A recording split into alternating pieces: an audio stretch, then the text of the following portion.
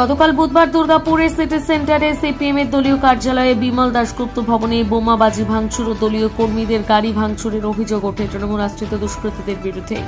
আর সেই বিমল দাশগুপ্ত ভবনে আসেন সিপিএম এর সভানেত্রী মীনাক্ষী মুখোপাধ্যায়। তৃণমূলের ঝান্ডা, তৃণমূলের নেতা, তৃণমূলের কর্মী এবং পুলিশের নিষ্ক্রিয়তায় হামলা। আমাদের একজন প্রাক্তন নেতাকেও দেখা গিয়েছিল সেখানে।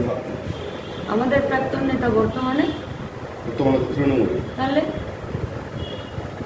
উনি তো ছিলেন। হ্যাঁ ছিলেন ছিলেন আমরা লুকাচ্ছি না, লুকাইনি তো, আমরা তো বলছি।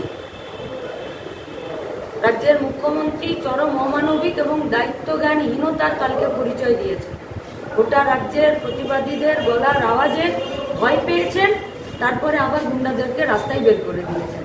তো যে গুন্ডারা যেদিকে পোষাতে পারেনি, তৃণমূলে গিয়ে নাম লিখিয়েছে, সেই গুন্ডারা আবার রাস্তায় এসছে। কালকে তো বিমল দাশগুপ্ত ভবনেও ব্যাপক ভাঙচুর চলেছে, বোমাবাজিও ঘটেছে। নির্যাতিতা দোষীদের শাস্তির দাবিতে কোনো আন্দোলন, কোনো মিছিল থামবে না, ছোট হবে। বৃথায় প্রচেষ্টা করছে, ভয় পেয়েছে তাই ভয় দেখানোর চেষ্টা করছে। পুলিশের ভূমিকা কি ছিল? নিষ্ক্রিয়, অপদার্থ। আমরা প্রথম দিনই বলেছি পুলিশ মন্ত্রীকে, স্বাস্থ্যমন্ত্রীকে পদত্যাগ করতে হবে। কালকে দুর্গাপুরের ঘটনা পুলিশের অপদার্থতার আরও একটা পরিচয় বহন করবে। আপনারা কি রাস্তায় নামবেন? রাস্তাতেই তো আছে, তাই তো রাজ্যের মুখ্যমন্ত্রী, পুলিশ মন্ত্রী, স্বাস্থ্যমন্ত্রী এবং পুলিশরা ভয় পেয়েছে। তাই